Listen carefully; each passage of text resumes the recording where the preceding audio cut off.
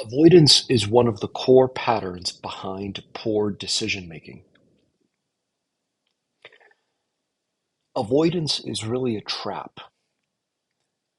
When we begin, let's say, for instance, you want to start a business, and looming in the background, there's the specter of the business failing and you needing to go back to a 9 to 5 job, which you deeply dislike. Let's imagine that instance.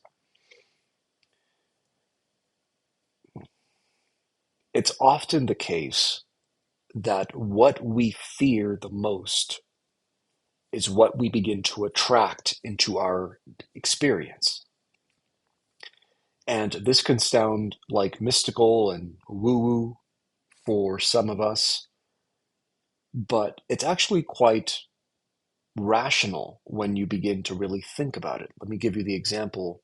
Let's take this example of being afraid that your business is going to fail and avoiding confronting that fear. Well, you might have a series of thoughts like, I don't know if I can do this. I don't know what the next step is. Or perhaps it's something like, I'm running out of money.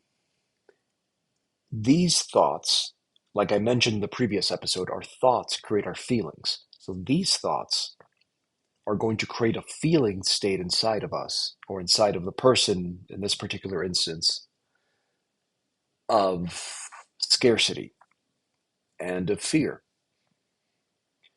And like I was mentioning in the previous episode, those feelings are going to lead us toward certain actions and preclude us from taking certain actions. So the types of actions that we can take from a feeling of scarcity and a feeling of fear are going to be things like, well, I get busy doing a bunch of things. I start working on more and more projects because I'm attempting to make something work. Meanwhile, I accomplish none of them because my focus is scattered. Another action someone could take from fear and scarcity could be something like prioritizing short-term thinking over strategic long-term planning. Not creating anything valuable through your business. Let's say this is a creator business, like a solopreneur who's a content creator.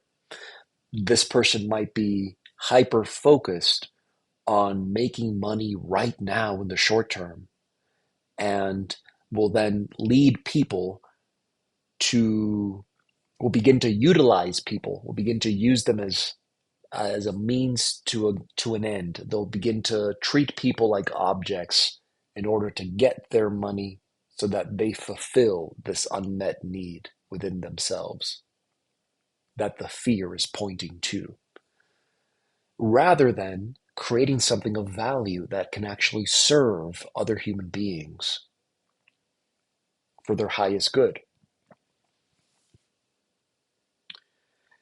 And that's going to then produce those actions that arise from fear and scarcity are going to then produce a series of results.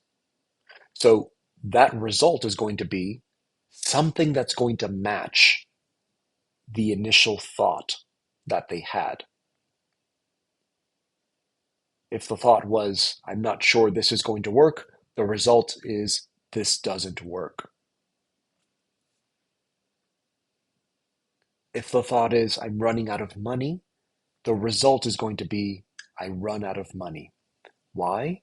Again, it's not a mystical thing. It's because our thoughts create our feelings, and our feelings determine what actions we can and cannot take. And the actions that we take from scarcity and fear are not resourceful actions.